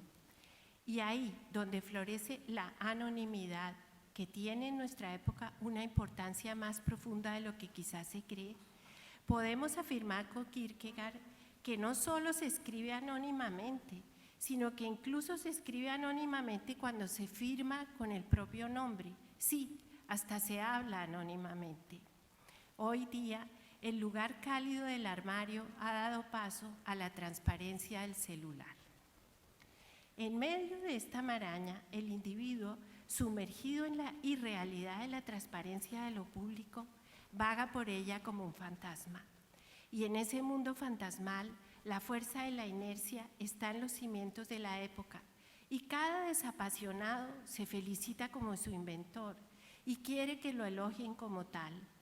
Para el narcisismo que lo consume, ha encontrado ahora el gesto del selfie.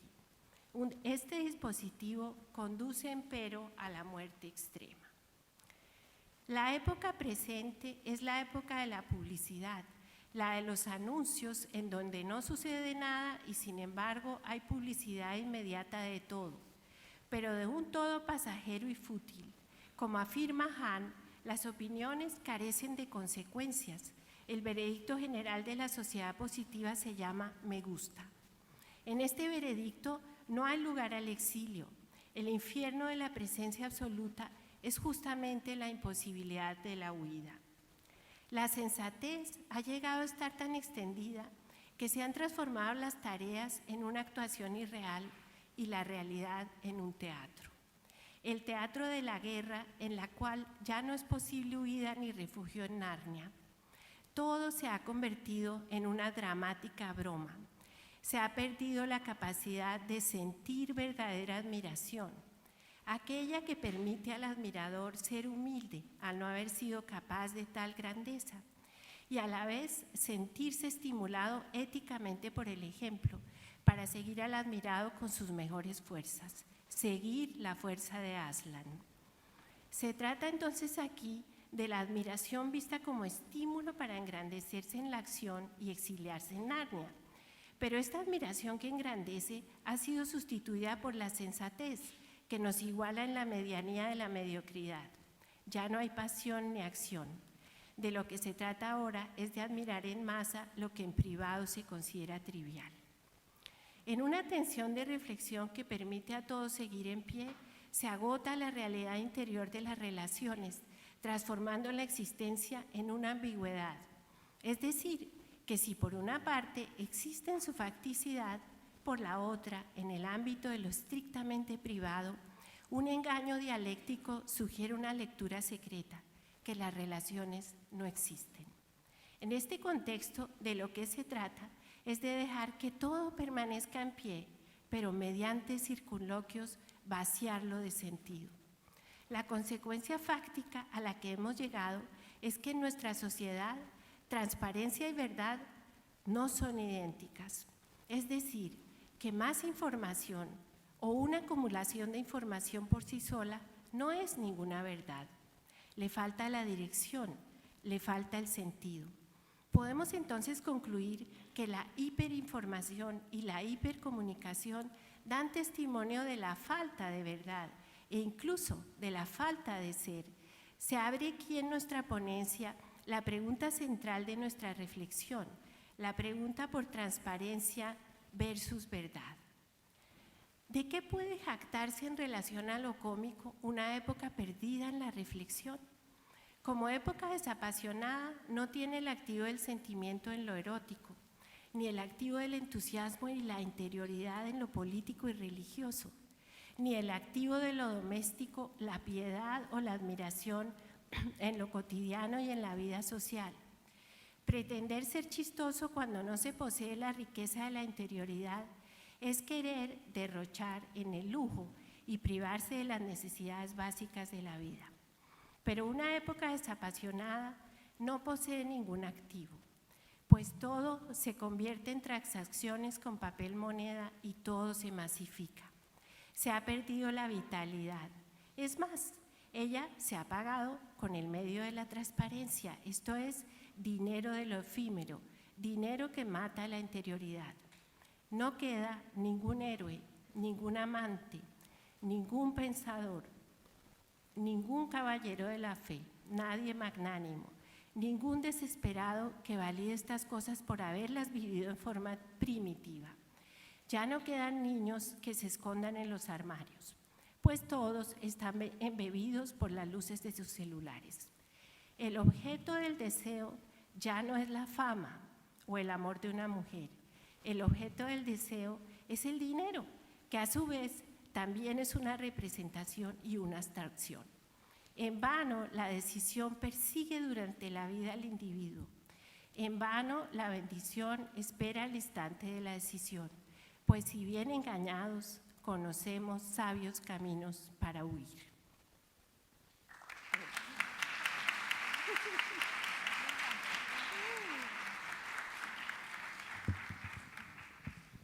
Seguidamente abrimos un espacio para el debate.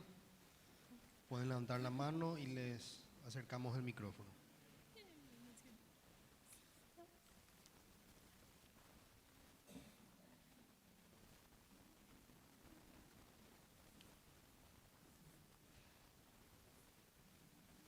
¿Se puede poner de pie, por favor? Así le ubican para acercarle el micrófono. Gracias.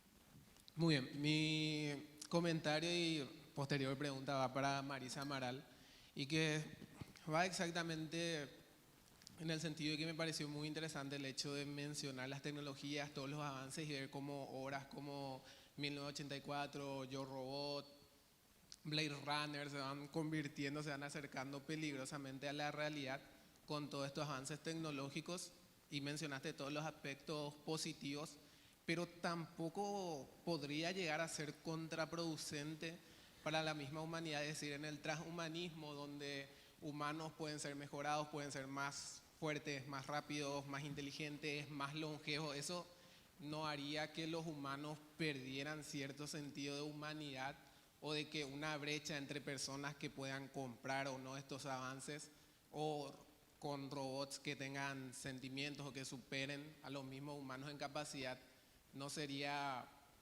una especie de esclavitud el hecho de que podamos controlar a estos robots que básicamente nos podrían superar. Y enfocando ya mi pregunta final, me imagino que todas alguna vez habrán visto Terminator, donde una inteligencia artificial llamada Skynet controla a todas las máquinas y termina desatando una especie de apocalipsis nuclear. Y si bien no sé si pueda llegar a ser tan extremista esta visión, la inteligencia artificial y todo este avance tecnológico puede llegar a ser contraproducente a la humanidad, o puede llegar a significar una amenaza para la misma humanidad.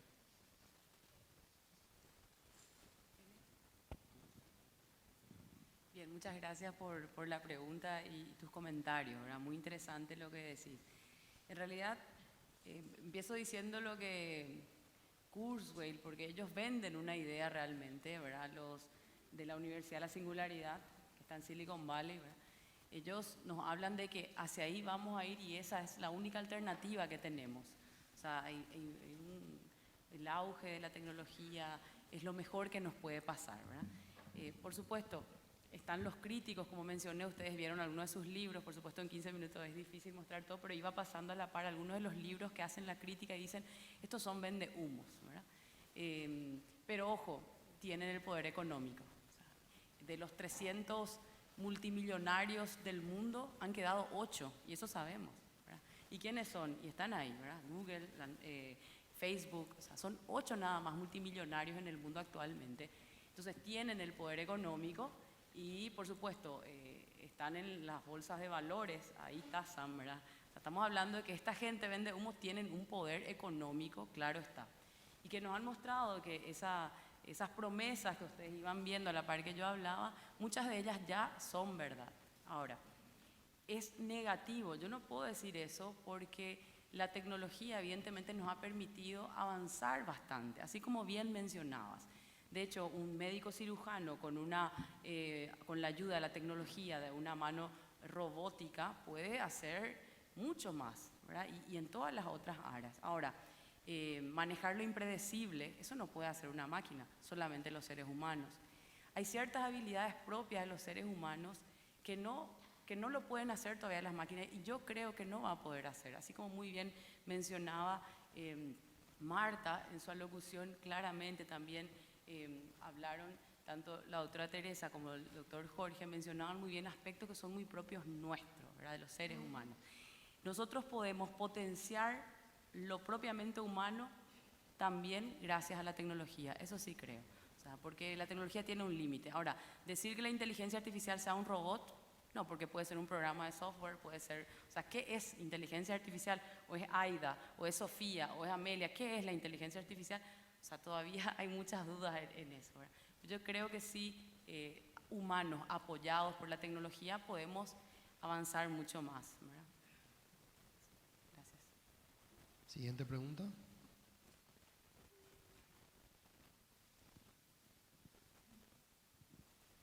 Buenas tardes, ¿cómo están? Mi nombre es Patricia, soy estudiante de la UniNorte y estoy muy contenta de escucharlos porque ayer me asustaba porque había puros varones hablando de filosofía y yo decía, ¿dónde están las mujeres que filosofamos? Y que nos gusta eso, así que me encanta conocerla a la profesora Teresa porque me sentí muy identificada también con esa exposición de Yo amo mi exilio. En todo este simposio estuve escuchando el exilio como una connotación negativa y sin embargo yo siempre lo veía como algo positivo porque todos los que hoy los leemos, estudiamos, escuchamos o tratamos de seguir su experiencia fueron esas personas a quienes se les ha desterrado, se les ha sacado de su conformidad, de su zona de confort y así pudieron crear grandes cosas que ni siquiera ellos eran conscientes en su momento que podían llegar a hacerlo. Entonces, ver que hay personas que escriben sobre eso, me encantó, realmente me gustó y también con el Señor me puse a pensar cuándo fue que yo como persona tuve mi primer exilio, porque según usted todos estamos como inherentes a esa experiencia, ¿no? Y fue cuando salí de casa o fue cuando salí de la barriga y todos sentimos eso en algún momento. Entonces es como una naturaleza del ser humano salir de la zona de confort, de tener una experiencia en donde podamos conocer cosas nuevas, que también hace que nosotros tengamos una realidad diferente y diversa, porque vemos de diferentes puntos de vista, ¿no?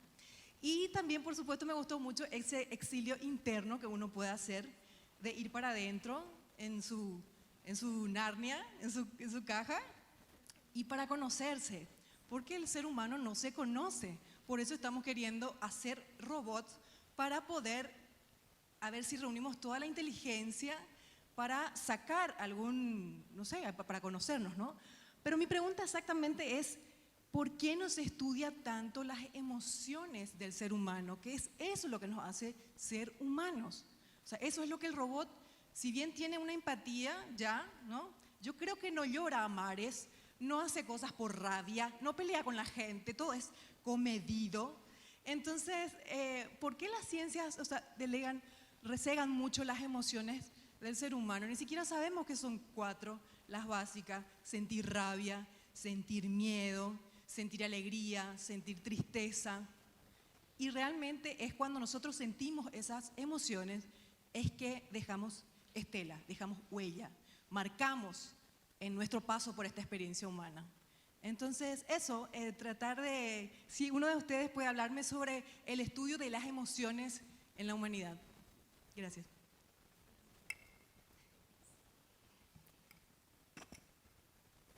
La verdad que muchísimas gracias por tus aportes. Deberías estar aquí también. Sí, me gustó mucho. Bueno, tu pregunta es muy compleja. Yo solamente una partecita voy a iniciar nomás y aquí mis colegas pueden continuar. En realidad, en la psicología se estudia mucho el tema emocional, ¿verdad? Goleman, él trató ¿cómo se llama? Inteligencia emocional de manera amplia. Se estudia, es prácticamente un libro bestseller muy importante. Bueno, después ya se habló de inteligencia múltiple, hoy día se habla de eso, pero en su momento fue el boom. Ahora, yo pienso que más bien tu pregunta va en la línea de por qué las academias en general olvidan y no abordan este tema. Acá te puede decir mi alumna, y no hay algunos que fueron mis alumnos, saben muy bien que yo en epistemología, ¿verdad?, combato este tema justamente, y algo de esto traté de así forzadamente meter en mi alocución sobre esa academia fría, distante de la realidad, que no aborda lo humano, ¿verdad? La academia como un trámite que no dice nada, que hace huir a la gente, ¿verdad?, que hace odiar a la gente que va solamente por un cartón, ¿verdad? Esa academia, esos productos enlatados que nos vienen ya directamente como para consumir, donde no hay sentido crítico, donde no hay emociones, donde no hay cultura, donde no hay humanidad, en fin. Eso justamente es lo que muchos epistemólogos actuales, como Bachelard, Feyerabend, incluso Kuhn, ¿verdad?, cuando habla de las comunidades científicas, es lo que tratan de combatir, ¿verdad? Hay una nueva epistemología que, por suerte, quiere incluir ya esa complejidad de la realidad, de lo humano, de las emociones, de todo, ¿verdad? No solamente de las emociones, sino porque yo entiendo que estás hablando de las emociones como para señalar que el ser humano no es una cosa simple, un alguien simple, sino con tantas aristas, ¿verdad? Y sus emociones reflejan esa complejidad. Es un desafío de nuestras academias. Tenemos que cambiar nuestras perspectivas epistemológicas, nuestros abordes teóricos, ¿verdad? De dónde nos vienen las así llamadas ciencias, ¿verdad? ¿Qué va a ser ciencia? ¿Quiénes hacen ciencia? El contenido de la ciencia. En fin, tenemos mucho que cambiar a nivel académico, ¿verdad?, para que eso después llegue a la práctica. Y bueno, nuestra cultura paraguaya tiene mucho que ir puliendo, porque en principio no queremos leer, no nos interesa nada que sea teórico, y no nos damos cuenta que todas estas carencias justamente tienen un fundamento teórico, ¿verdad? Y tenemos que saber de qué se trata para poder cambiar nuestra realidad. Entonces yo pienso que por ahí tomar en serio las lecturas, tomar en serio el estudio, fundamentarnos y ver cómo eso podemos bajar a la realidad para que todo eso realmente cuestione y cambie nuestra vida, y deje la academia de ser ahí un moñito nomás que nos sirve para un cartón. Lamentable. Y perdemos toda la oportunidad de ser felices. Eso nomás. Bueno, yo querría añadir, tienes toda la razón, no hay ningún acto humano ni ningún pensamiento desconectado de la emoción. Creo que Heidegger siempre habló de que estábamos sumergidos en templos de ánimo todo el tiempo, y según el temple de nuestro ánimo vemos el mundo, estamos viendo siempre el mundo a través de la emoción que estamos sintiendo. Es completamente imposible desconectarlo, y creo que en este sentido aceptar que tenemos esas emociones que nos hacen ser humanos, eso es lo que propiamente nos hace ser humanos. Creo que hoy en día ya digamos todos los estudios de medicina y todo involucran eso, porque lo tienen clarísimo, ¿no? Digámoslo, yo veo que también hay mucha gente avanzando en esos estudios del cerebro actuales, de la neurobiología y todo esto, que demuestra que estamos siempre sumergidos en una emoción, y en esta ponencia claramente se propone la pasión para poder hacer cualquier cosa en la vida, que no es el primer día que se dice acá que la pasión es la que hace que uno logre los proyectos que tiene o que quiere hacer, es eso.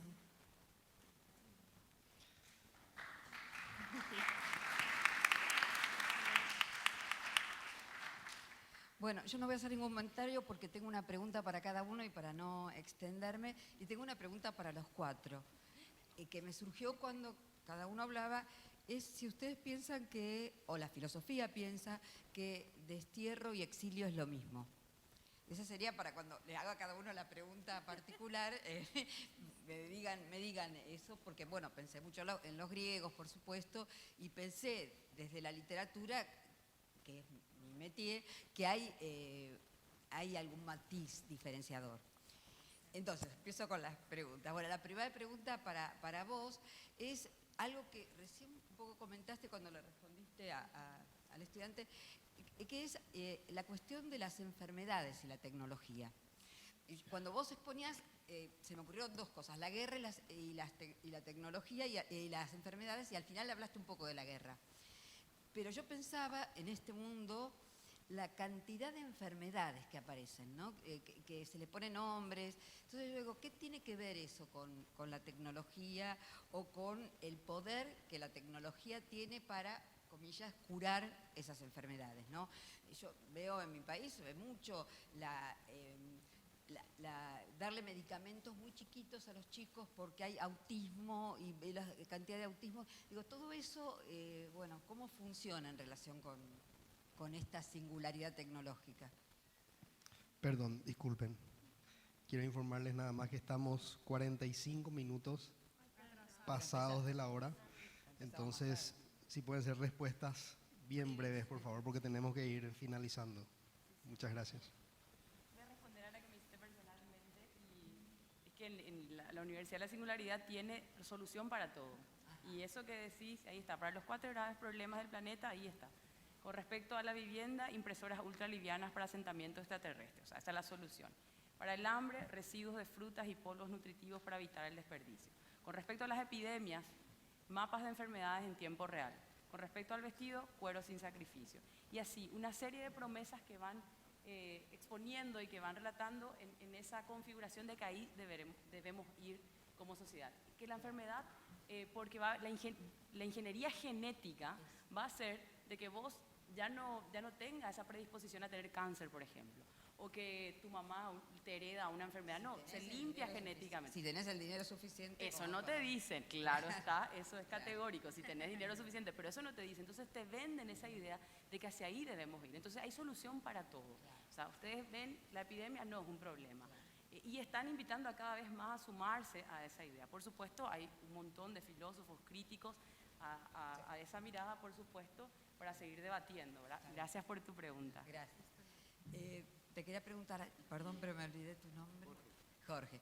Que me quedó un poco desdibujado el final de tu ponencia en la relación con la literatura paraguaya y la noción de exilio. Nadie me contestó lo de destierro todavía, que va a contestar él.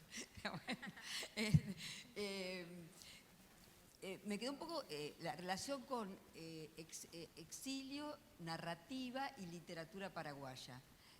No entendí la tesis de la cuestión, porque por ahí como resumiste para cerrar... El exilio como experiencia de la verdad, sí, es el tema, ¿verdad? Y bueno, y lo que dice esta investigadora, Teresa Méndez Feit, es que primero la literatura paraguaya, la narrativa moderna, contemporánea, se inicia con extranjeros.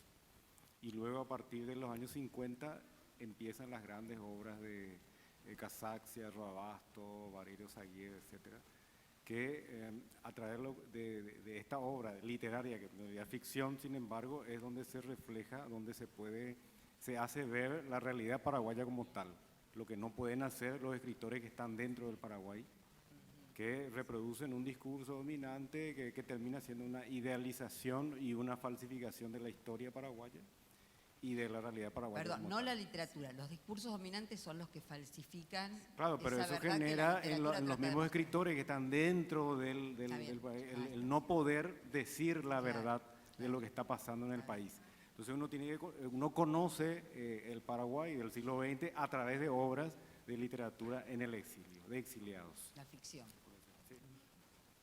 Bueno, la pregunta para vos, Teresa, es en relación con la relación poesía-filosofía, que para mí es fundamental, es muy importante y vos la probaste muy bien en tu exposición. Y yo me preguntaba si a partir del postestructuralismo la filosofía no tiene un nuevo discurso, porque se abandonan los sistemas, ¿no? Fuertes y densos y aburridos y fríos, y si no aparece la primera persona. Y me acordaba de un texto de un filósofo francés, Jean-Luc Nancy, que se llama El intruso y que habla de la enfermedad en su propio cuerpo y en primera persona. Entonces decía, si por ahí ya ahora esa relación que vos proponés ya no empieza a darse. Claro, este es un tema epistemológico. Lo que pasa es que yo no lo hablé nomás en términos así muy estrictamente académicos, porque aburre mucho y las cuestiones técnicas no se entienden, entonces traté de bajar al máximo, pero es un tema epistemológico, como dije recién, muy abordado por epistemólogos actuales, como ampliar la visión de, en definitiva, lo que se entiende por ciencia y del lenguaje de la ciencia, o sea, una visión más holística, no solo en el enfoque cognitivo, sino en el lenguaje. ¿Verdad? Ese es el planteamiento. Y yo hablaba de la filosofía y de la poesía solamente como tipos, pero podemos hablar de otros muchos, ¿verdad? Podríamos ampliar más, ¿verdad? Solamente hablé como modelos, como prototipos, ¿verdad? Que están llamados a una amplitud mayor, en ese sentido, ¿verdad? Pero es un tema epistemológico netamente. Pero también conectando la pregunta tuya con las emociones. Claro, por supuesto, Claro. y allí va. O sea, esa amplitud epistemológica tiene que ver no solo con lo cognitivo, con el lenguaje, sino con el enfoque global, Claro. ¿verdad? Total. Claro. Por ahí va. Es que Por ahí va. es una disciplina clave, por eso casi en todas las carreras se empieza por epistemología, Claro. ¿verdad? Porque es cómo se conoce, quién conoce, quién produce el conocimiento, quién produce, determina claro. lo que va a ser lo científico, ¿verdad? Claro. El lenguaje y todo lo que tiene que ver ahí con, no solo con el producto, sino con la producción, con el proceso de producción de conocimiento. Gracias. Perdón, profesora, disculpe. No podemos la última. Se nos agotó el tiempo. Bueno, se la hago personalmente. Tenemos un programa que cumplir.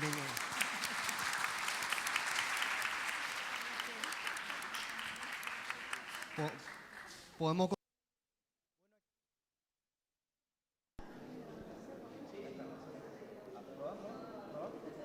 Hola, hola. Hola. Sí, aquí nos encontramos con la doctora Marta Medina de la Universidad Javeriana de Bogotá. ¿Cómo se encuentra, señora? Muy bien, muy contenta aquí con ustedes. ¿Primera vez en Paraguay? Segunda, había venido hace 3 años para una ponencia en un simposio que hubo, sí. Excelente. Me gustaría preguntarle a qué se refiere con la comparación que hizo del armario de Narnia con la interiorización de uno mismo.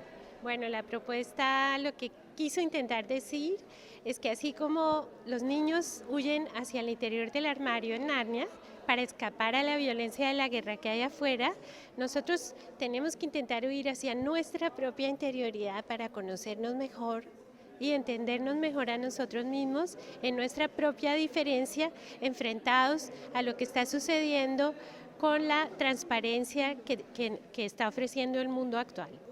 ¿Y a qué se refiere?